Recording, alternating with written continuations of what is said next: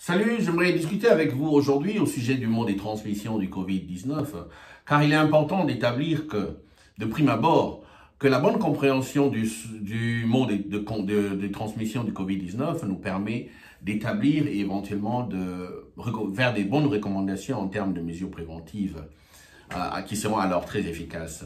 Il a été établi que ces Covid-19 est transmis à travers des gouttelettes émises par un individu qui a toussé ou bien qui a éternué et qui en fait se propage dans la nature, éventuellement touche des milliers et des milliers d'individus. Les nouvelles études récentes ont établi que ces Covid-19, les gouttelettes de Covid-19 peuvent demeurer dans la nature pendant une certaine période, notamment 3 heures, éventuellement traverser de longues distances par le mécanisme hydrodynamique, atteindre jusqu'à 6 mètres. Ces études ont été confirmées par des articles publiés dans le New England Medical Journal, où une équipe de chercheurs du Princeton University ont établi que ces particules, par le phénomène hydrodynamique, peuvent demeurer dans la nature pendant 3 heures et atteindre de longues distances de leur point d'émission jusqu'à atteindre 6 mètres.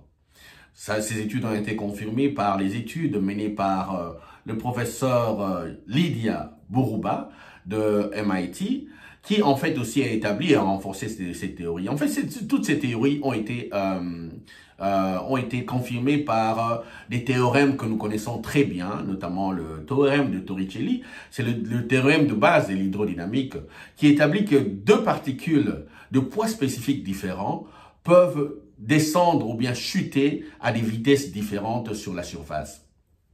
Tout simplement à cause de leur différence en termes de poids spécifique. Et dans le cas du Covid-19, qui est très microscopique, son poids spécifique est tellement léger et inférieur au poids spécifique de l'air ambiant, éventuellement ça va flotter.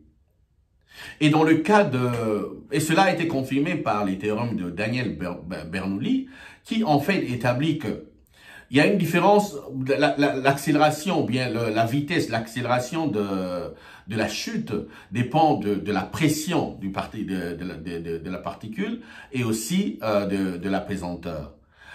Et c'est ça qui explique la flottation en termes de particules liquides dans l'air ambiant. Qu'est-ce que ça nous dit en termes de prévention?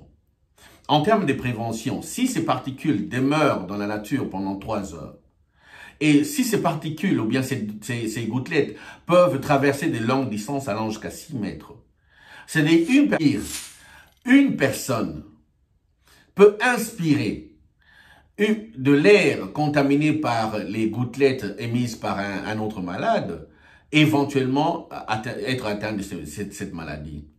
En termes de prévention, il est important de signaler que le port du masque pour les sujets sains ainsi que pour les sujets malades est très important parce que ça établit une double barrière en termes de prévention. Parce que avec ça, nous allons réduire la quantité des particules, bien des gouttelettes émises qui seront flottantes dans l'air ambiant, et éventuellement réduire l'incidence du Covid-19 dans le monde. Donc, je vous recommande de porter le masque à tout moment. C'est très important. Sur base des explications données ici.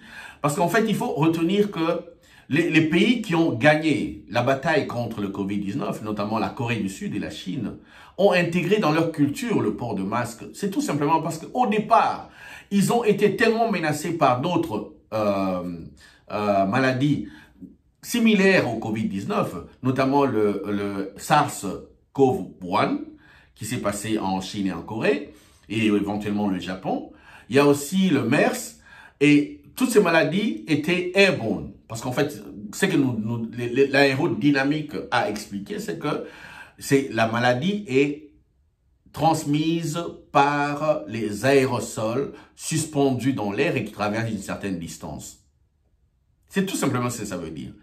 Et dans ce cas, le port de masque intégré dans la culture des Asiatiques, notamment les Chinois et les Sud-Coréens, les a permis de réduire sensiblement le taux l'incidence du Covid dans leur pays. Et si nous devons intégrer dans notre culture, éventuellement, le port de masque, nous allons absolument réduire sensiblement la quantité des gouttelettes qui seront flottantes dans l'air ambiant et éventuellement réduire l'incidence du Covid-19. Je vous remercie.